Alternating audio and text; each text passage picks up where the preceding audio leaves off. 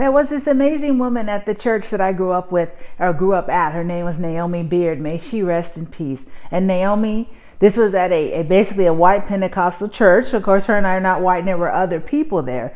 But she had that gospel woman voice. And oh my Lord, I used to love it when Naomi would sing. And I remember one time she sang before this preacher talked, and he was all preaching. And I told my mom it was that gospel power that got to him. But everyone loved Naomi's voice. And so Naomi had a women's ministry, and she shared this story during her women's ministry, that a young lady and her mother came up to her all excited. They were getting ready to plan the wedding for this young lady, and of course they wanted to have Naomi to sing at the wedding. Now she was excited and she loved weddings and would be so happy to participate. She said, hey, as soon as you have the date, please let me know. I want to get it on my calendar. I have a lot of stuff on my calendar, but I want to make room to sing at your wedding. Naomi never sang at that wedding. There was no wedding. This young lady and her mother were calling things that aren't as if they were. They were speaking in faith. The girl and the man had never even had it. The woman and the man had never even had a date. And so there is about talking in faith and calling things that aren't as if they were. But I think that for oftentimes Pentecostal folks or us New Thought and New Age folks, that we want to live in our divinity. But there is a thin line at times between living in their divinity and living in denial or illusion. I know that's a harsh statement, but we just need to have a talk today about that. And so thus comes my title. Start where you are. Start where I am. Let us start where we are. That yes, we are at once human and divine. And heaven and earth meet in me, and heaven and earth meet in you. And we are always divine. We're never born and we will never die. But on this plane, on this planet, right now we have a human aspect to us. And that the challenge for the human is to embody that divinity, to live out that spirit. And so the healing and the work is done in the human. We start at the human. And so I want to use an example of Master Teacher Jesus with the woman at the well. And the story goes that he was at this well. His disciples had went to get some food and he was thirsty, and the lady comes up and he's like, will you give me a drink? And she's like, you a Jew and I'm a Samaritan. What you doing talking to me, right? Her hurt right out there. Her rejection right out there. And he says, well, if you knew the gift of God and who it was that was asking you for a drink, you would ask me and I would give you living water. She is not convinced. She's like, sir, so respectful. You have nothing to draw with. How are you going to get this water? You better than our father Jacob. Now she wants to have a religious fight.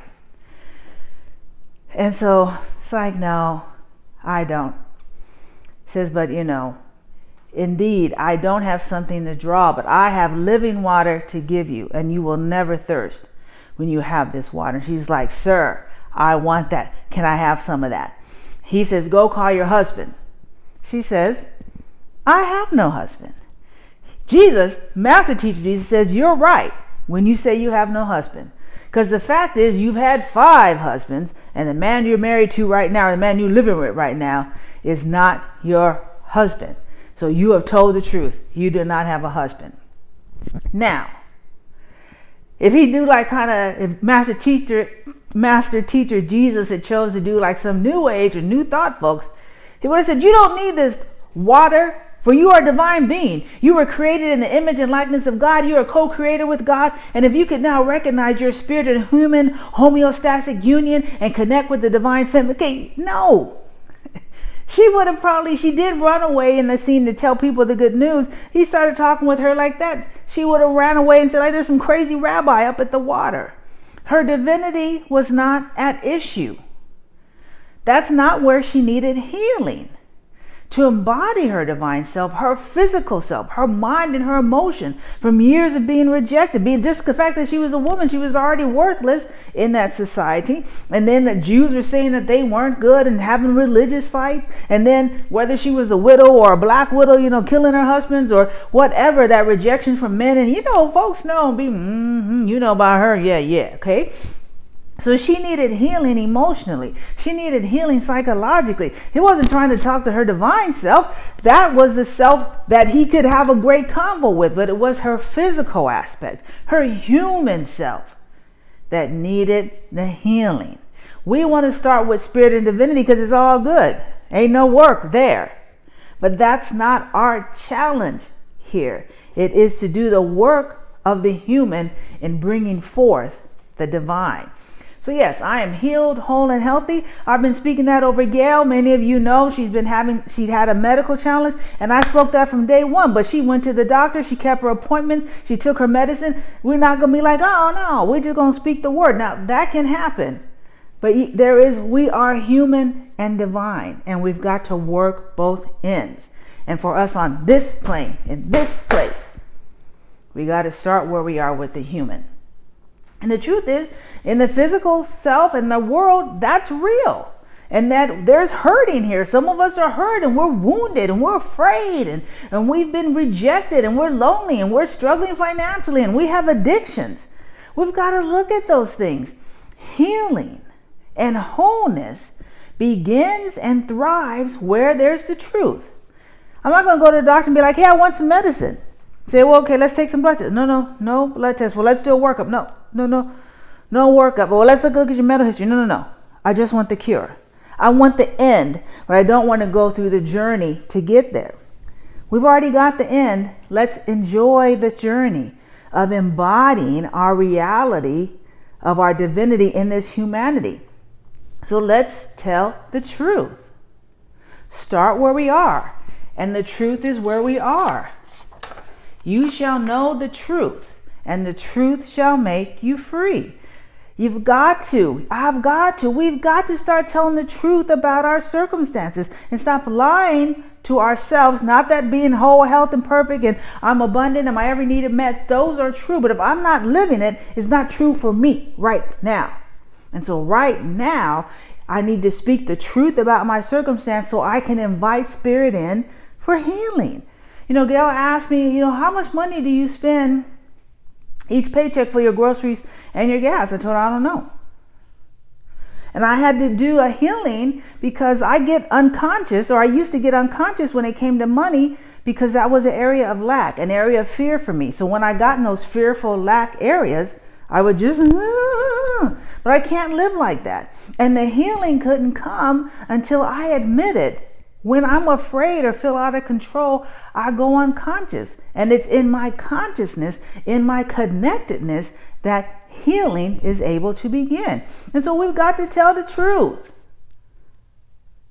We've got to start where we are to get to where we want to be.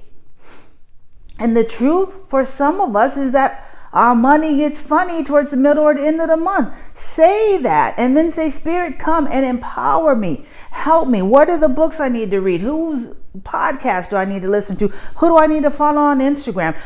Dave Ramsey. How do I begin to embody the truth that my every need is met, that I'm richer than rich, that my Father's house is made with many mansions, and my divine mother owns the cattle on every hill? Those truths are true. How do I walk into that? By telling the truth.